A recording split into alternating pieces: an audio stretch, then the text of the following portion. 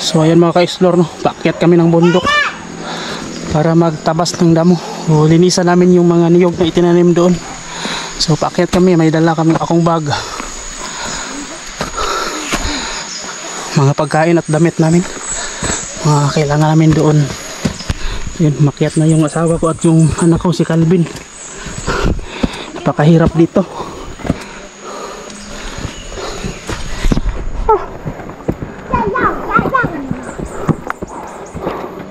Bago kami makarating doon, siguro mga isang oras o isang oras kalahati yung paglalakad. Paakyat to, mula dito hanggang makaabot doon, puro akyat talaga.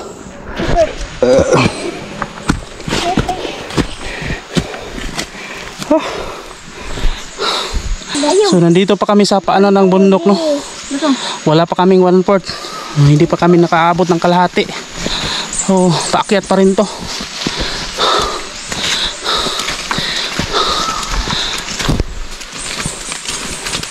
So nakarating na kami dito sa gitna ng kawayanan, pero wala pa kaming kalahati. Si Calvin umupo na dahil sa sobrang pagod. Tara, patuloy tayo Calvin. Tara, tindog. Tayo. Bala kayo, maiwan ka. Tayo ka. Nandun na yung mama niya, nauna na. Wala pa kaming kalahati. So dyan sa unahan, may paakyat na naman dyan. So, may kubo. So hindi ko alam sinong may-ari ng kubo niya. Naiwan pa yung sinilas mo. Hinay lang. So ayun mga ka-explore, tuloy kami sa paglalakad. So mga ka-explore, nakarating kami dito sa pinaka-tirik na area ng bundok na to. So si Duque Liit di na napigilan, umupo na sa pagod. Tara na. So yun, punta kami dun. Mahaba-haba na rin yung nilakad namin. Malapit na kami mga ngalahati dun sa area na pupuntahan namin. Tara, akyat tayo, akyat. Let's go. Tara.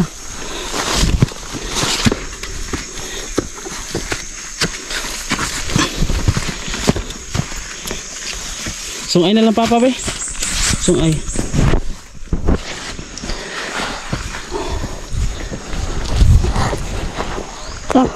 Talo siya papa. Gunit Gunit. Ito yung mahirap. Kapag meron tayong dalang mabigat, mas madali tayong napapagod.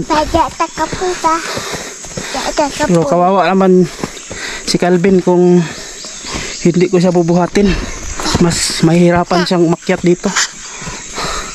Tagal ko kapoy. Ito bukit. Ha? Tagapian na house. Diya. Kapoy.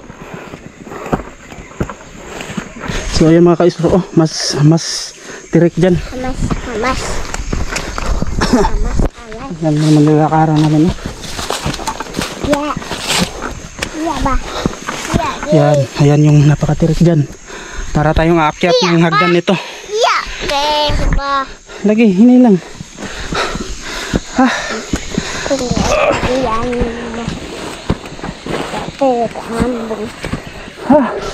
Ayan yung asawa ko, malayo na.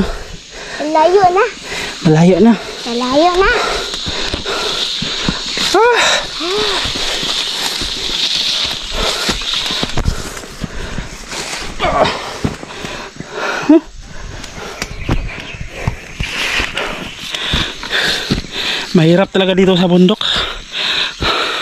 Kapag pumunta ka doon sa sakahan mo, yung ang mahirap yung walang maayos na transportasyon dito dahil hindi nakakadaan yung mga motor dito. So mahirap.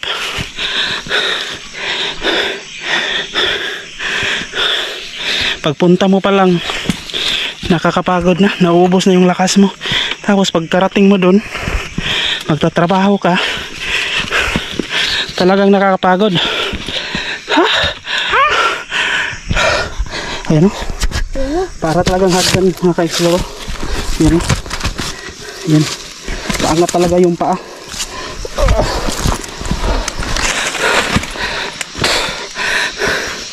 Napakahirap talaga dito mga ka-explore.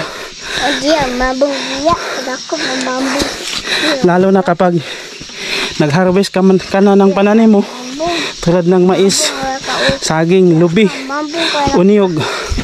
Ay, kapoy sa mama. Kailangan mo namang buhatin yun Tala, pababa dito sa bundok. Dahil yun lang yung tanging paraan para... Ay, sagla ka umi. Pahuway sa ito? Ha? ay, sanay sa mama nun. Sipin sa mama nun. Hindi kita pa dito. Bahala ko sanang umupo muna doon at magpahinga. Ada ko dito.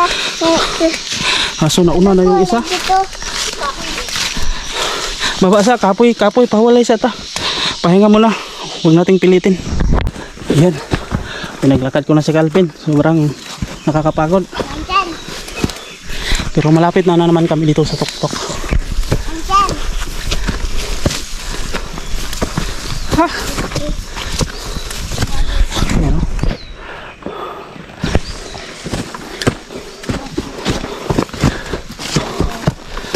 Tiis, kunting tiis na lang. Sambil-sambil di.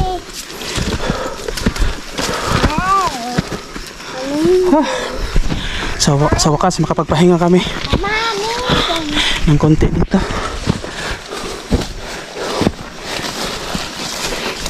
Dito medyo pantay na yung lupa dito, medyo patag na. So makakalakad na tayo dito ng maayos. Pero hindi pa dito yung area natin. Yan na nakapesima. Yan na napipino. So may bahay dito mga ka-explore. Walang tao. Bandit man ma. Yung pupunta namin ka-explore ay yung bundok na yun.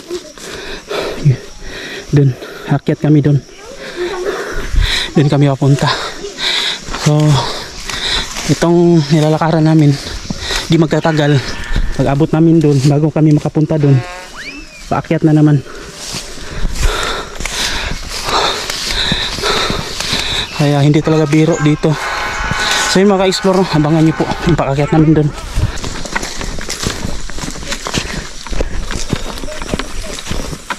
Iba. Dam asin. Dahil asin.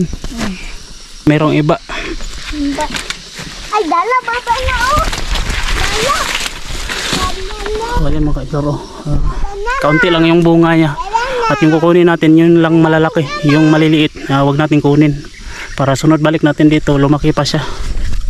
Wala na dagkukwa di. Banana. So ayan, yung iba, iwan na natin. So, ganda ng tanawin dito. Dalawa sa likod eh. Nakay bunga. Dalawa gani iya. Dali oh. Dali baka. Silipin muna natin sa likod, baka may bunga.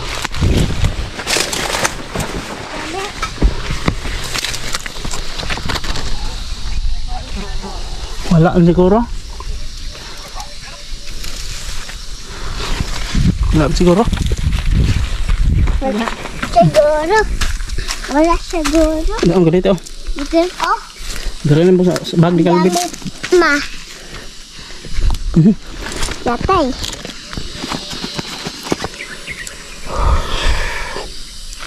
Kini po.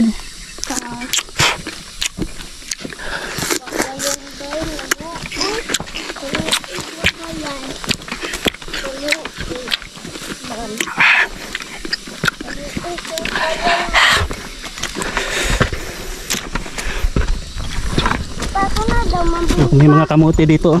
Wala daw mabong ba? Lumabong. Oo, hindi magtatagal, magbubunga na rin yan. Mabong wala. Makaka-harvest na rin yung may-ari niyan. Nalek ka mabong. Ang hinay lang. Yudia. Yudia pa. Ha? Yudia. Hinay lang. Mampung. Yan, nasa mampung bahay. May bird oh.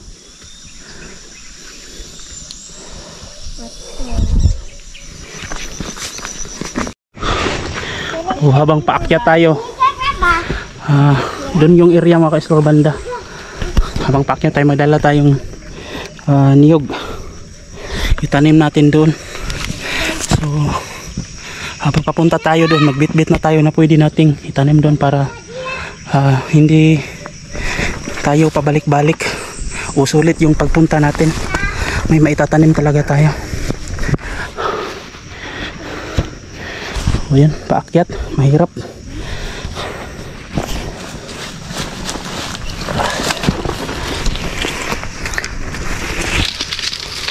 So nandito na tayo mga ka-explore, no? So nakarating na kami, naglagay na kami ng duyan doon. Tapos may yung bag namin, nandun si yung asawa ko at si Calvin. So una kong gagawin ngayon, nung nakaraang nung Huwebes, nagpunta kami dito, tabas kaming damo, kaso nga lang nakagat kami ng lampinig o yung putakte. So nandoon, meron doon, may bahay doon, nakagat tayo sa labi, so namaga dito. Tapos yung asawa ko, yung mata niya namaga din. So buti na lang yung anak ko hindi nakagat ng putakte. So meron din doon sa kabila, sa ibaba, may bahay din doon ng putakte. Tapos doon, so tatlo yung nakita namin.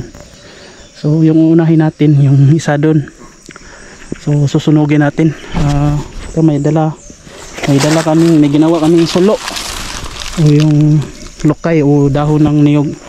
Pero doon kasi may katabi kasi siyang niyog, kaya ayaw kong gamitan ng sulo dahil baka kasi masunog yung niyog, sayang, baka mamatay. So susunugin ko na lang siya gamit yung gasolina. So yun mga ka-explore, abangan nyo yan. Hahanapin muna natin kung saan yung isaktong bahay ng lampinig. So tabunan natin yung mukha natin, baka makagat tayo ulit.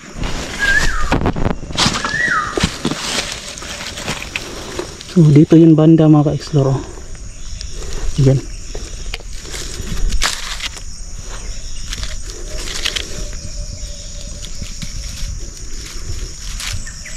Yan mga ka-explore. Ayan. Lagyan natin ng gasolina.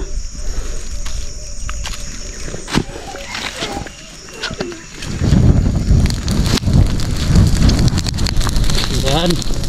Sunog ang lampinig ka.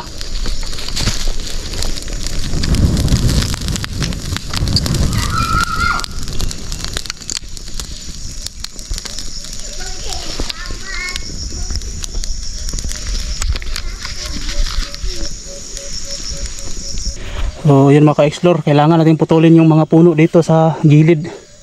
Kasi kung hindi natin lilinisan dito yung mga puno, yung mga niyog natin dyan, hindi makakatubo ng maayos. Kasi hindi masisikatan ng araw yung niyog, hindi siya makakatubo ng maayos. Kaya putulin natin yung mga kahoy na hindi kailangan. So ito mga ka-explore.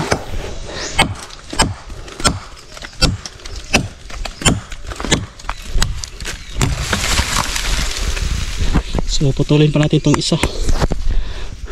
Yan mga ka-explore, medyo malaki-laki na rin yung aming na hagbasan o nalinis na mga damo. So nagtanim tayo ng mga niyog doon, 8 piraso yung naitanim natin. So nagliligpit na kami para umuwi dahil alas 3 na, maglalakad pa, baka abutin tayo ng dilim sa daan. So ito yung nagamit namin. Inom muna tayo ng tubig, sobrang uhaw na.